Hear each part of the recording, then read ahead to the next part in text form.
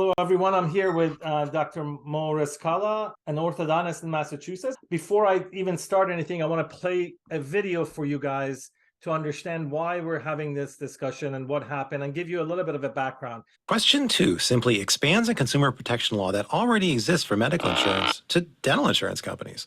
Medical insurance companies are required to spend at least 88% on patient care. Dental insurance has no requirement. As a result, Delta Dental, a so-called not-for-profit company, contributed $291 million to their parent company while only spending $177 million for patient care that same year. Wait, what? Yup. So vote yes on question 2, so your dental insurance is actually spent on you. Let me start by saying, first of all, thank you for the sacrifice that you've made, money and time. I wanted to tell people that you have picked up the fight for us against the insurance companies. I think it's a really important topic. Why don't you please introduce yourself? Tell us a little bit about yourself and how did this come about? Sure. Thank you for the platform and the opportunity to discuss this. I'm excited to discuss this, honestly, Bob, not for the point of bringing myself to the surface, because I really am just as happy to be a hermit. But I do have purpose in my life, and I have actually a number of them. And one of them that I've developed in my career is to serve my colleagues. This didn't start recently. I was president of my class in dental school at State University of New York at Stony Brook for my second, third, and fourth years of dental school. And that was always a servant doing that. And I've been doing that for now 2 decades. I'm almost 50 years old. And that's really where my heart is, to serve my colleagues so that they can serve their patients. So I will say also that video that you played, we put $1.5 million worth of television advertising behind that in Massachusetts, because we knew that video actually struck the strongest chord with voters, so that they heard that video and they voted yes. Why? Why did they do this?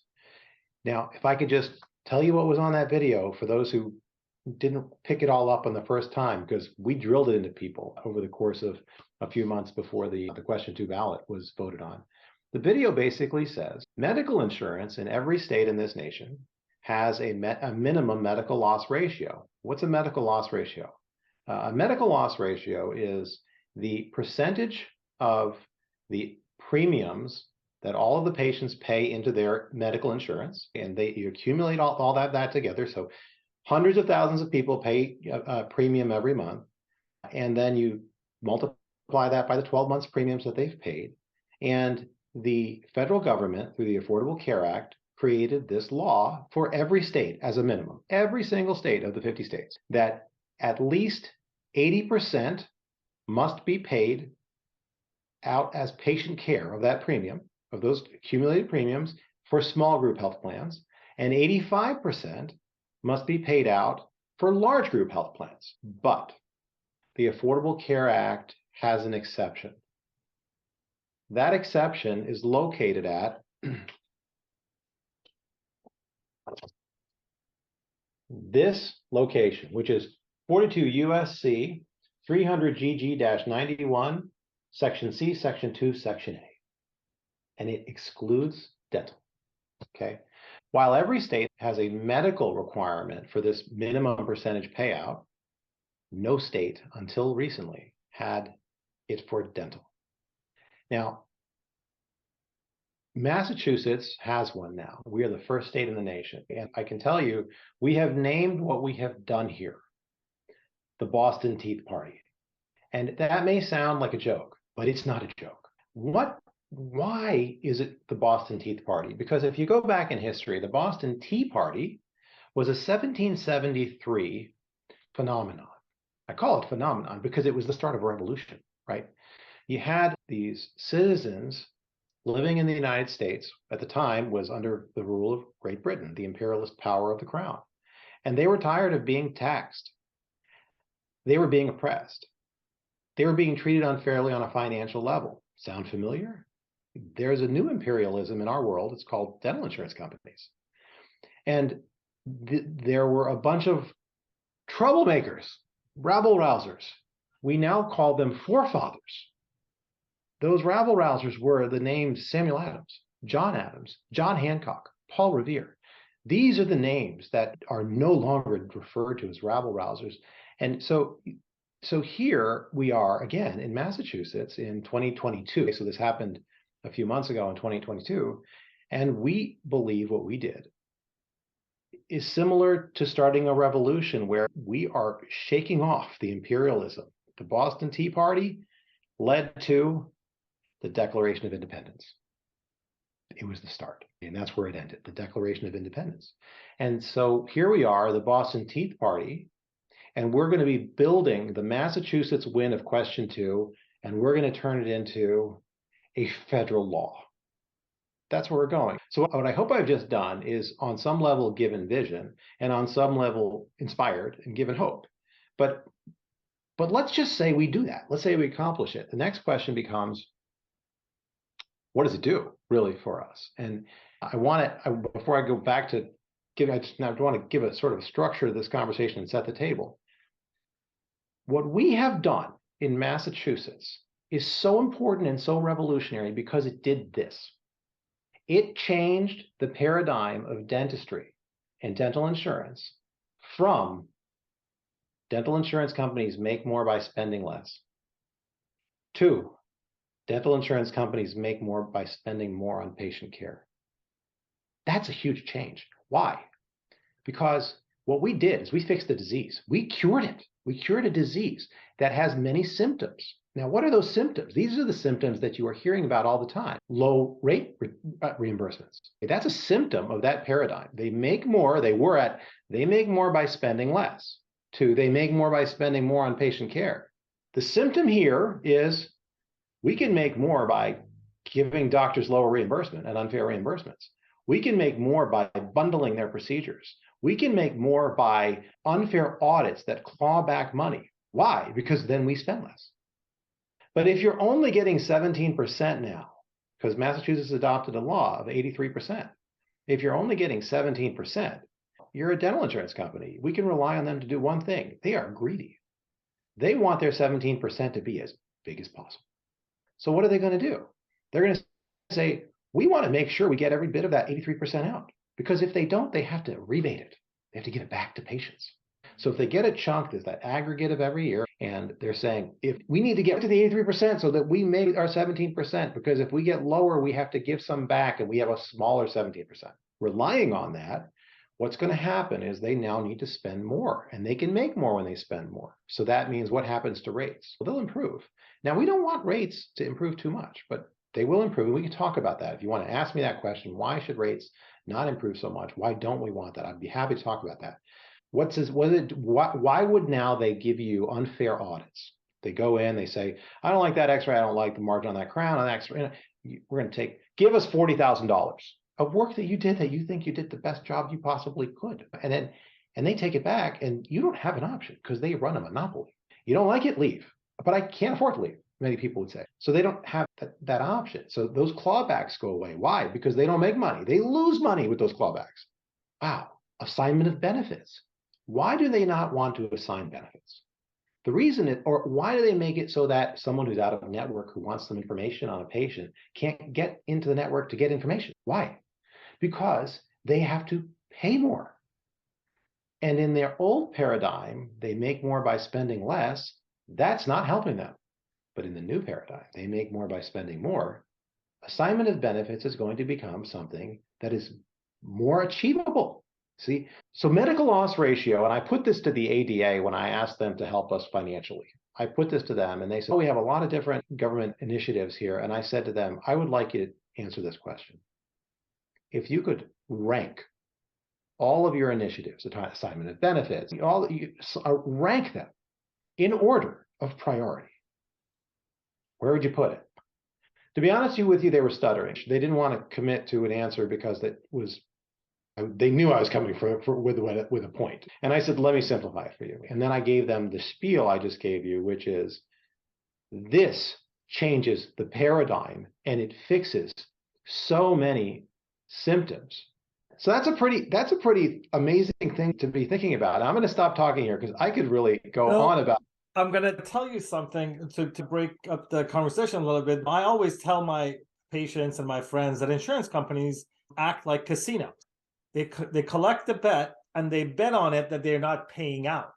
And it's the same thing that insurance companies do. The difference is that the casino smiles at you and pays out because they know you're going to come back. The insurance companies put hurdles in front of you. But there is a rule that they have to pay out a percentage of what they take in. And at the end of the month, when they haven't paid that out based on luck, they have to create a big jackpot to give that away to make sure they comply with state rules. I Those love who it. know me know I know a lot about casino industry. It's not uncommon at the end of the month to see these huge jackpots for them to be able to comply. Basically, what you're saying is that, correct? Yes. If they have not paid out their 83%, they have to look for ways to give it so they can collect, correct? Yeah, and you know what I didn't mention? I didn't mention increased maximums. So patients are going to have increased maximums. It's such an interesting conversation. You had asked me earlier, and I saw on your Facebook post, somebody said, make sure to ask him why he did this. Why did you spend $3 million of your own money, hard-earned money, on this? And what did your wife say? So that's great. So my wife is my high school sweetheart, and we've had a uniformity of mission for that long, life mission. So my life mission is not dentistry. Let's be clear, it's not. I actually have a bigger purpose in my life, and I consider myself a very spiritual person. And when you think that way, you really look at money as an instrument. I had an epiphany many years ago of how much I need in life to be happy. And I realized that beyond that, I actually was not utilizing that money in a way that I felt was my life purpose. And I know this gets a little bit philosophical, but isn't it appropriate for us to think about our lives in some philosophical way? I don't think I'm random. I have a belief in a maker. It changes my view of life. And I believe that I'm going to meet my maker. And I want to meet my maker having said, I gave 110%.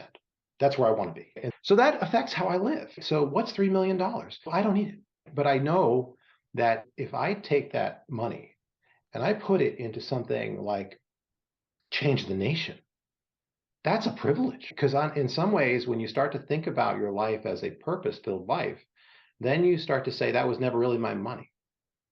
I was entrusted to me because someone knew what I'd do with it. And it's not just this item. I was interviewed by the media who said, this must be the culmination of your career.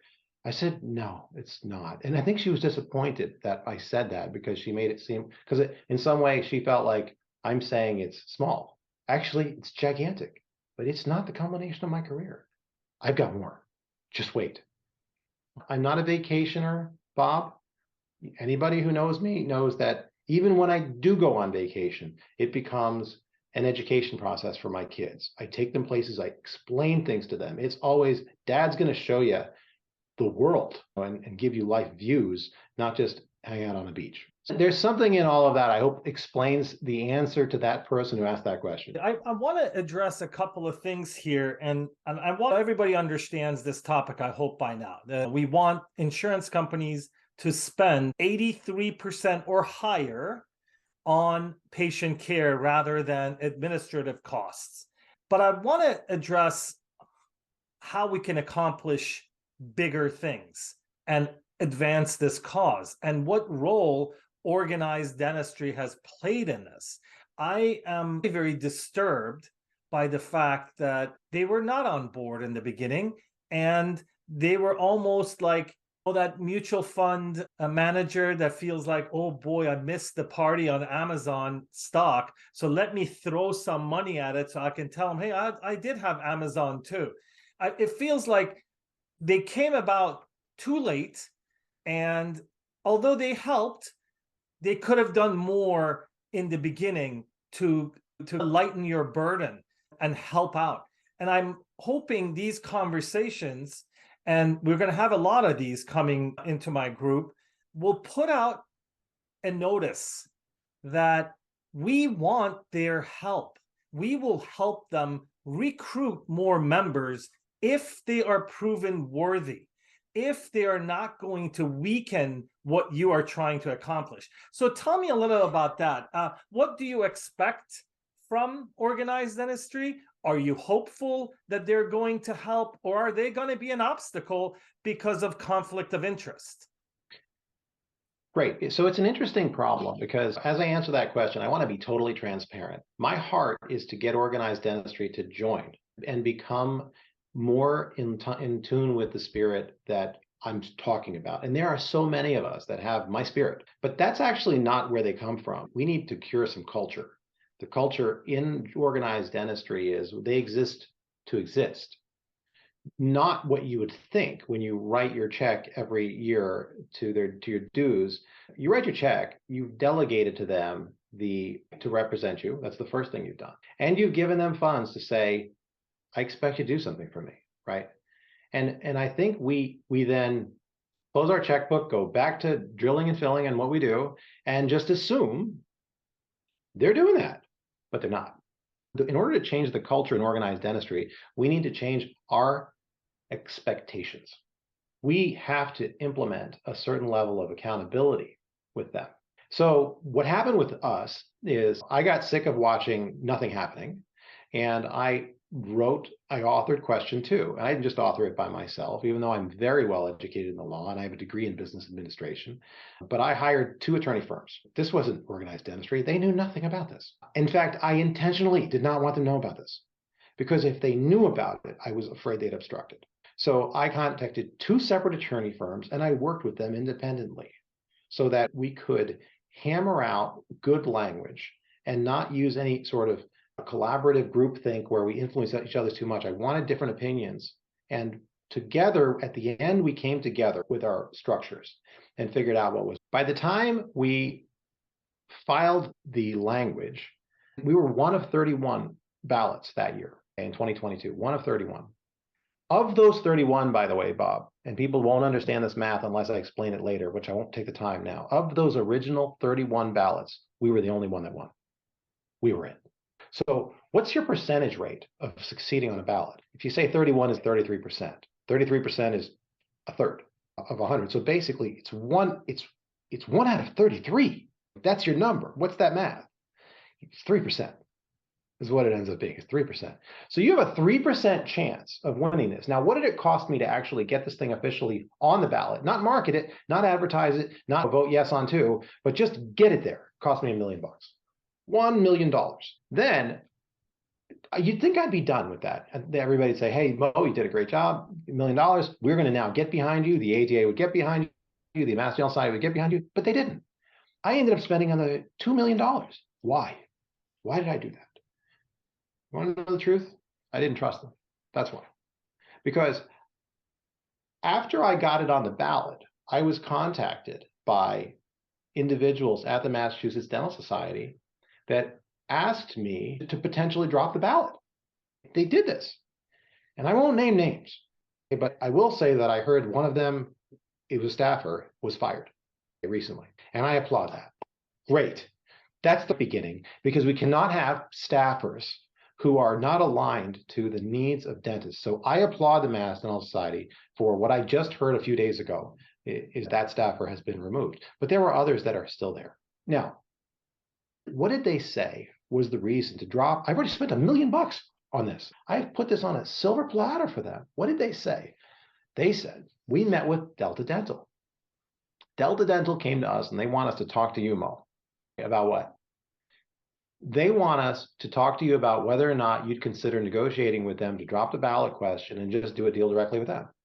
Now, I happened to not want to meet with anybody at Mass Dental Society without my larger group and team, because I want everything on the record. I want witnesses there. So there were 10 of us in the room, 10 of my team in the room, and they'll attest to everything I'm about to say. And I'm not here to point fingers. I'm here to change the culture and say, let's get this, guys. We can be a unified, amazing, organized dentistry if we do this. Otherwise, we're just wasting our time. So what did they say? They say, what if we offer Delta Dental a proposal and they accept it and you drop the ballot question? I don't feel like you have to have a degree in business administration to do this, but I just listened, let them get through their whole conversation. And then I said, so let's just get this straight. So I make an agreement. What do? I sign a contract with them, Delta Dental. What about Blue Cross Blue Shield? What about Guardian? Do they sign it? And how hard is it for them to change their name? They're no longer in a contract. I spent $1 million. I dropped that $1 million. Ballot question never gets voted on. Now they change their name to Delta Dental of Massachusetts too. Am I no longer in agreement? Or let's say a new company comes in, completely new company, never heard of this agreement. Are they no longer held to this? So what did we just do? What are we talking about even? And it was so nonsensical that I didn't want to be confrontational in a way that would be just, no, take that back to them. So I said, listen, they can make an offer. We're not making any offers. Our offer is we'll see you on November 8th. That's our offer, right? They can make it. But Mo, my mind is blown here. You're telling me that the Massachusetts Dental Society brokered a meeting between you and your team who are fighting hard to put this on the ballot. You've gotten on the ballot. You're trying to convince the voters to vote for it. They're trying to broker a deal with you, with the Delta Dental, to drop this. Massachusetts Dental Society brokered this. Yes. I actually don't even know who knew about that meeting. This was coming through the leaders in government affairs. The director of government affairs is a staffer. He is no longer there as of 3 days ago. And there are other people in government affairs who are there. And there are other people in government affairs who are offended by the concept that their committee would even do this. So this did not permeate the organization. This was the parts of the organization that make me afraid of organized dentistry, because I don't know who has the keys and pulls the strings, and if their intentions are wrong or if their wisdom's not there. This is a problem. Let's say that their intentions are good and they came up with that. Wow, we got a problem. It's a scary concept. So when I say to you, who do you trust? Do you trust them? How can you? I told you it cost me $1 million to put it on there, and I spent another $2 million of my own money to advertise on it. Why? Because I had to pre-purchase the advertising, Bob. When the political advertising goes in there, they run out of advertising. So you can't wait for them to see what their advertising is or how much did they buy. You have to make a gut check, and you got to go, I am either going to trust them 100% or I'm not, and I'm going to have to go at it myself. And in my heart of hearts, I felt that the $2 million of advertising that I did, and the infrastructure of dentists that at that point were aware and I bought $35,000 worth of yard signs. It was all over the place. I did this, and I felt even if we went at it alone, we could win. The fact that they relieved me and they came in, the Mass Dental Society ended up giving a total of $173,000. That's what they gave. That was it. The ADA came in and thankfully gave $5.5 million. They were very hesitant for many different reasons, not the least of which that they don't want to try and fail. There's something about our egos that if you try and fail, you're a failure. I look at it differently. I say, we're failing every day. Every dentist today is looking at their retirement date and saying, I'm tired of doing this. It's not even fun anymore. It's like I'm getting beat up left and on the administrative level. I did not really sign up for this. And we're failing them every day. So, and oral health is failing every day. And I'm not even just talking about commercial insurance. I'm also talking about Medicaid. And by the way, watch. I'm going to revamp Medicaid. Watch. I'm going to revamp it in Massachusetts. I'm going to revamp it across the country. Watch. Yeah. I want to stress the fact that the ADA giving the money late, but we're still appreciative of the fact that they pushed. We're hoping that they continue supporting this and strengthening this movement. I want to see the powers to be educate people. I want to see them taking you around the country, speaking to these people. But as you said, if we can get something on a federal level, this can actually trump everything else, correct? That's exactly a couple of things here. Yes, I am very grateful to the ADA on so many levels. What I want to, though, at the same time say, as I'm saying, thank you, thank you, thank you, ADA. I also want to say, that's our money. Let me not pretend. As I said earlier on, we have a responsibility as doctors in our own association to expect accountability. If we don't do that, we fail ourselves. That's our money. They didn't donate $5.5 million. They directed $5.5 million. And to their credit, I've never heard them say donate. They've never said that. They've described it as directing. They're correct in the way that they've described it, and I respect that. But I've heard us say they donated $5.5 million. And every time I hear that, what I hear is a culture problem of not being accountable to us. We need to change our view. We need to stop delegating it to them like it's them. No, it's us. We have power, Bob. The ADA over the past 10 years has had revenue of $1.4 billion. Think about that. With $1.4 billion, what they did in Massachusetts, they did great. Thank you. They can do that in every state. There's no reason we can't do that in every state. And when I have described earlier, what is the priority in terms of the different legislation proposed? And the answer is clearly medical loss ratio, because it fixes the rest of the list by and large. So if we put $5.5 million in every state, you don't need a Mouhab Rizkallah to do this. 5.5 is enough. It is. And what if it was 10? So what? You're talking about changing the entire nation as an industry and the impact on patients. So we need to hold the ADA accountable, meaning we need to hold ourselves accountable. That's the message. Yeah, and I keep going back to that staffer that you're talking about. How many of these staffers are around the country? How many of these staffers are at the national level? I haven't been a member of the ADA for a few years, but when you pay into the ADA as a member, it's not only the income that comes from your dues, but this gives these organizations the license to print money from advertisers so they can have access to us. And for me, I want it to be what it is. I want it to be a .org organization. I want it to be a non-for-profit rather than how much money can we accumulate. That's on point. And I can appreciate the fact that you are one of many who dropped your membership, and people are going to drop their membership until they see change. And so I think the ADA and the Massachusetts Dental Society has looked at question 2 as they've paraded it around. Come back to the ADA, come back to the MDS. And I agree with that. Come back to the ADA, come back to the MDS. But I would put a little asterisk and a note at the bottom. We didn't start this. We didn't start this. And it's now time for them to say, hey, we learned from that process, and now we need to start this because that is aligned with our purpose. This is meant to really inspire at the same time as hold accountable. But let me also say, if you were to look at the staffing, whether at the state level or at the ADA level, a lot of the staffers are commingled with Delta Dental and dental insurances. They come from dental insurances, guys. Think about that. The high-level staffers, medium-level staffers, low-level staffers. And what they do is they go from the dental insurance companies and back into the ADA and go back to the dental insurance companies. Now, if you're applying for a job at a dental insurance company and you say, I have worked in, I don't know, government affairs, let's say, of the state dental society, or I worked at the ADA, that is a credential.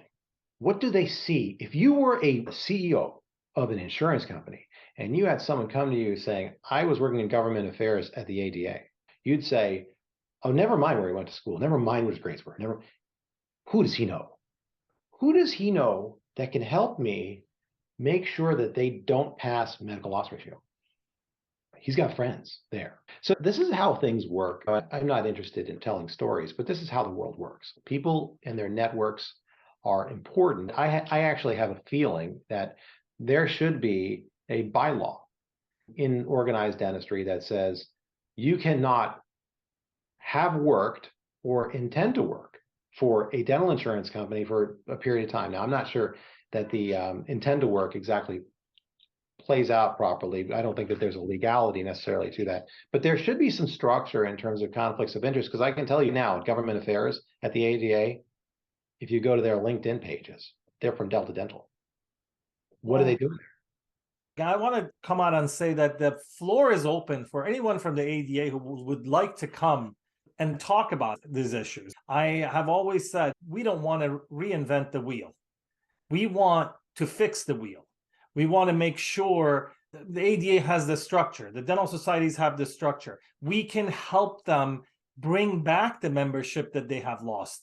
The membership is dropping under 50%. And this, I don't want the hardworking dentists at local level that are working as volunteers to be mixed up with all of this politics. It has nothing to do with that. I know so many people at the local levels that put out events, CE courses, things like that. This is not what we're talking about. We're talking about advocacy for our profession on a national level. Does not exist, unfortunately, in my opinion. I would go a step further where you're talking about your local committees and leaders locally. I would say, I'm going to challenge every state. One word: purpose. What are you doing for the wet-fingered dentist? That's my question. Because if you ask the wet-fingered dentist today, what's hurting them the most? They don't need another app. There's plenty of CE out there. So if you're going to just give them another CE course, thank you for the CE course, great. But what are you really doing to change their lives? Because they can get CE anywhere. What are you really doing to change their lives? If you want to change their lives, go to ask them what their biggest problem is. And their biggest problem is insurance. Boom. Yep. So if you have a purpose-driven organization, you need to be squarely saying, never mind all that fluff. Let's solve the problem of the wet-fingered dentist that's making that guy or woman cry at the end of the day. And it's insurance. And what we have done in Massachusetts is we've put together a template. Go do it. Go do it. If you do this, and don't do it at 80%, you need to understand why. Actually, let's talk about that. If you don't mind, Bob, can I explain why the 83% exists? So people don't understand why I selected 83%. There's two real rationales behind it. In Massachusetts, as that original video explained, the medical loss ratio is 88%. And we ran a ballot question. And I knew that if I said, let's make it 88%, which it should be at 88% or higher, it should be. If I said, let's do 88%, I knew I would set up advertising for our opponents where they'd say, we're not medical. We can't do 88%. We can't afford it. Your premiums for dental is lower than it is for medical, so we can't afford. I anticipated this. So I neutered that problem in the front. And I said, let's come down by exactly 5%. So 5% got you to 83%. But there's more. The second reason was the federal medical loss ratio for medical, as I described earlier, is 80% for small group plans and 85% for large group plans. 83% was the average. So here we're not talking about having two figures. We're looking at the average of the two. So 83% became also congruent with that. So it starts to look uniform. There's a uniformity. But here's what I also did. And this is the key to why people should not be at 83%. They should be at 88%. This is what I did. I made a second part of the law, what I call the fine-tuning part of the law. 83% is where we started. I expect to get it up to 88%. How? The fine-tuning component of the law is a robust reporting requirement, which requires the dental insurance companies, every dental insurance plan in this state must produce a set of annual financial reporting on expenses and revenue and percentages. And it's robust. It's so robust, they sued us over this, over how robust it is. And of course, we killed them on it. But they sued us over this at the highest court in the state, the Supreme Judicial Court. We won that unanimously. 7 justices sided with us on this. But they were saying it was too robust. And what it does, Bob, is it allows us to open their books so that we know how much they paid Sally, the secretary, who's the wife of Bob, the CEO. We know all these figures now. And so now we're able to compare. Now, we also know how much they contributed here, how much we get to see all of it. And so then what we can do is say, they still have too much, because we actually know, and this is an important statement I'm about to say here. We know that the true administrative cost to administer a $600 million annual insurance plan, that cost at that size is about 5.2%. We know this. How do we know it? Because I sued them and I got their documents. So with that, if you're at 5.2%, and that 5.2% means that's when the CEOs are still getting overpaid, but they're not able to give away $300 million out the back door at 5.2%. That's how they actually keep their money. These not-for-profits donate the majority of their money out the back door as a donation to who? To their mother company. That's what they do. And that's why in that initial video, what did it say? It said, Delta Dental of Massachusetts contributed $291 million the same year. They only spent $177 million on patient care. What? That's what that woman said. Wait, what? Let me say it again. In 2019, Delta Dental of Massachusetts contributed, that's the line item, it says contributed. I didn't make up that word, it's their word. In their document, in their IRS document, in their IRS return, contribution to Catalyst Institute, that's who owns Delta Dental of Massachusetts. They contributed $291 million to Catalyst. That same year, they paid $177 million for patient care. Wait, what? Now you would say, oh, that's a one-off. I just told you 2019. Let me tell you what they did in 2018. $335 million against $184 million. So when Travis mentioned, you're never going to make more in terms of rates unless you increase premiums. No, Travis, you don't need to increase premiums. If you keep the same premiums, you would have that $291 million, that surplus, added to 177. See what just happened? And in the year before, 335 would be added to 184. You don't need to increase premiums. And in fact, when I wrote the law, I actually obstructed their increase in premiums. I put in section 2 of the law, there are 4 sections of the law, I put in section 2 that they cannot increase premiums above the CPI in one component, and other controls to not increase premiums. Why did I do this? A couple of reasons. I anticipated that they would advertise and say, if you do this, if you guys vote yes, your premiums are going to go through the roof. And I could come back and say, hey, read section 2. Because no, you can't. They would say, dentists just want you to have to pay more in premiums so that they make more money. And I'd say, read section 2. No, it didn't.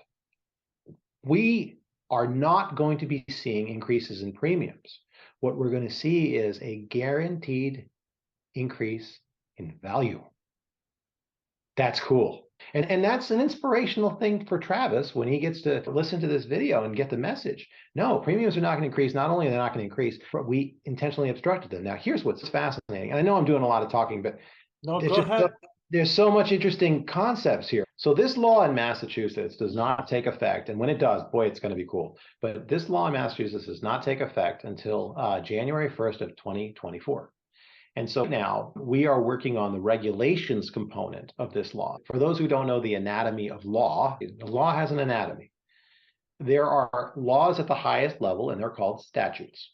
And what question 2 is now, it's called a statute.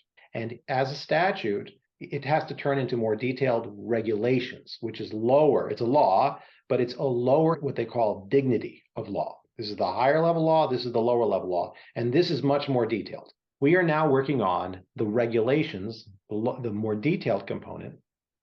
I had my first meeting on this yesterday. I was the only one in the room, in 100 people Zoom room. I was the only one who was behind the dentists.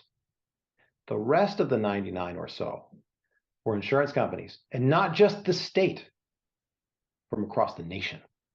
Why? Now, I had contacted the Division of Insurance who has to write these regulations, because I wrote in the law that they had to write the regulations by October 31st of 2023. And so they're working on those regulations now. And I had contacted the commissioner. Actually, I spoke to the deputy commissioner. His name's Kevin. And I said, Kevin, can you describe to me what you expect of this series of meetings? Because we're having a series of meetings now to vet out these laws. And he said, Dr. Rizkallah, this is what it's going to be like. There are going to be 100 people in the room or more from across the country because they know it's coming. They know what you did in Massachusetts, that everything we write in terms of the regs in Massachusetts is going to end up being, when it becomes a statute in their state and they have to make a reg there, what they're going to do is what we always do across the country. The Division of Insurance of Missouri is going to copy and paste out of Massachusetts, and Florida will, and Illinois will, and Nevada will, and Oklahoma. They'll do this. And he said, he wrote the first regulation on FMLA, Family Medical Leave Act. He said, I wrote it. It's all over the country now. It's my writing. And I appealed a bit to his spirit. I said, so then you know how important it is that we get this and we don't let these insurance companies from around the country manipulate the statute that we have here in Massachusetts. We've got to make sure we produce a beautiful law that is a beautiful consumer protection law, because we're going to be affecting over 300 million people with what we write. Now, who is in the room? Me and my attorney talking about this. And Bob, they tried to start redefining at the first definition. The first section is definitions. The first definition is called carrier, and they tried to redefine what a carrier is. So to define themselves out of it, this is a process. It's time consuming. What a privilege it is to be beating back these insurance companies and taking back our profession. Yeah, I'm very nervous.